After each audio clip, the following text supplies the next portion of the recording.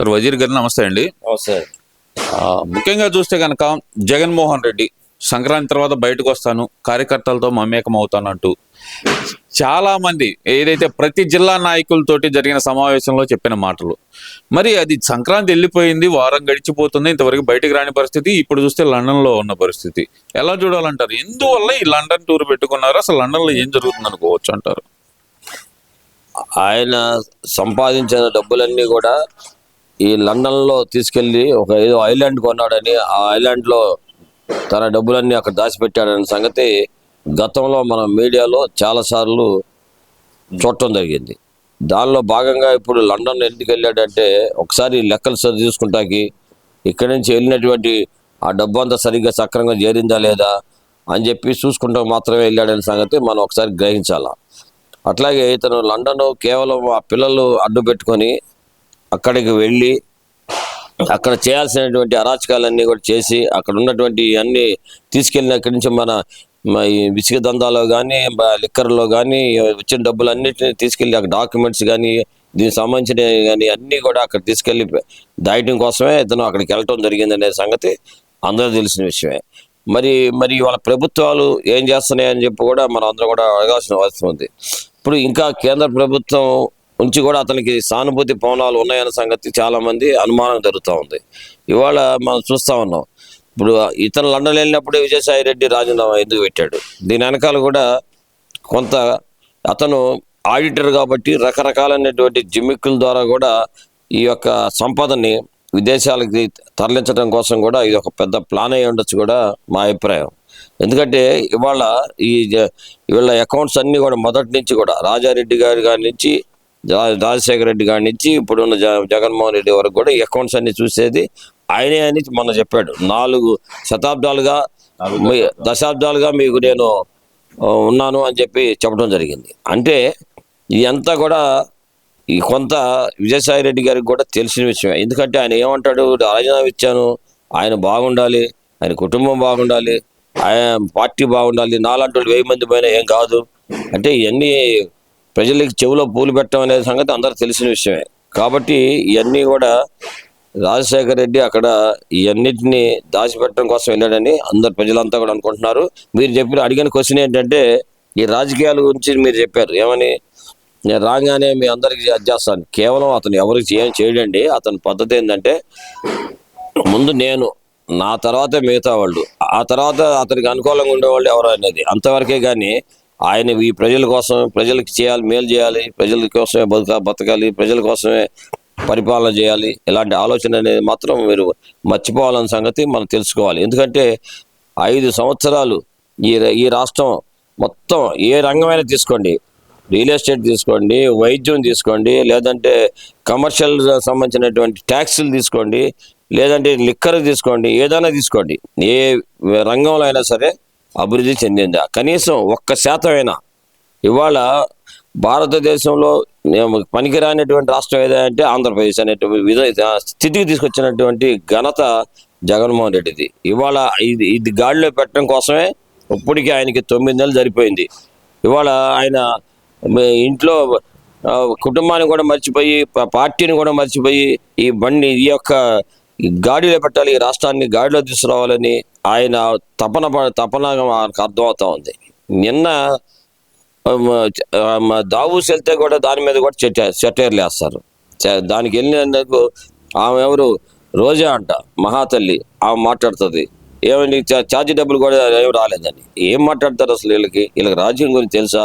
కేవలం డ్యాన్సులు వేసేవాళ్ళు డ్యాన్సులు వేసుకోవాలి, రంగు రాసుకునే వాళ్ళు రంగు రాసుకోవాలి అనేటువంటి భావన తీసుకురావద్దు. ఎందుకంటే మిగతా కళాకారులకు కూడా కించపరిచినట్టుగా అవుతుంది. కాబట్టి నీలాంటి వాళ్ళు పనికిరారు రాజకీయాల్లోకి.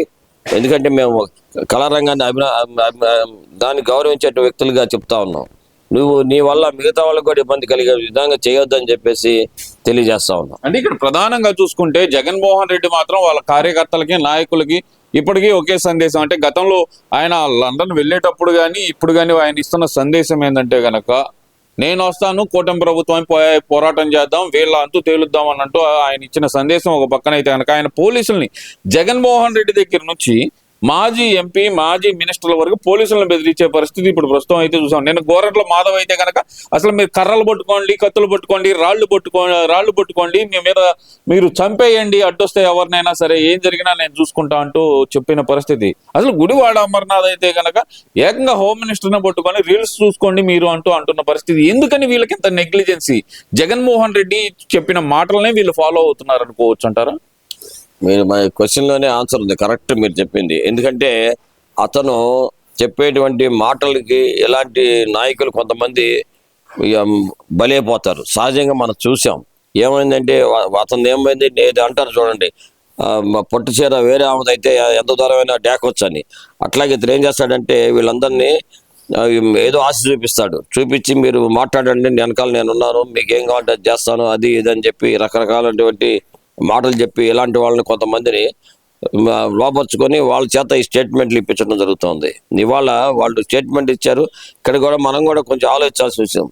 మేము కూడా తెలుగుదేశం ప్రభుత్వానికి ఈ కూటమి వారికి కూడా మేము కూడా చెప్పదలుచుకున్నాం. ఎలాంటి వ్యక్తులు ఎప్పుడైతే బయటకు వచ్చి మాట్లాడతారో అలాంటి వారిని వెంటనే ఇమీడియట్లీగా ప్రజలు నమ్మేటట్టుగా మీరు వెంటనే అలాంటి వాళ్ళని పైన చర్య తీసుకోవాలని చెప్పేసి మీ ఆంధ్ర వాయిస్ టీవీ ద్వారా తెలియజేస్తా ఉన్నాం. ఎందుకంటే మనం న్యాయం ధర్మం అని పోతే కుదరదు ఇలాంటప్పుడు, ఇట్లా మాట్లాడినప్పుడు. ఎందుకంటే దేశద్రోహులు మాట్లాడే వ్యక్తులు వీళ్ళు. ఎందుకంటే ఈ సమాజం చక్కగా ఉండాలి, ప్రశాంతంగా ఉండాలి, అందరూ బాగుండాలి, అందులో నేను ఉండాలి అని అనుకోవాలి. కానీ ఇట్లా ఈ రకంగా దుష్ప్రచారం చేసేటువంటి వాళ్ళని ఈ ప్రభుత్వం, కూటమి ప్రభుత్వం కూడా వాళ్ళ మీద దయ చూపించటం మా అందరికీ మనస్తాపం జరుగుతూ ఉంది. కాబట్టి ఇప్పుడైనా సరే మీరు వాళ్ళు ఇమ్మీడియట్ మాట్లాడినటువంటి వ్యక్తుల్ని అరెస్ట్ చేయమని చెప్పేసి మీడియా ద్వారా తెలియజేసుకుంటా ఉన్నాం. ఇక్కడ ప్రధానంగా చూసుకుంటే కనుక మరి జగన్మోహన్ రెడ్డి లండన్ టూరు జనవరి చివరి వారం నుంచి అయినా సరే జనాల్లోకి వస్తా అన్న వ్యక్తి,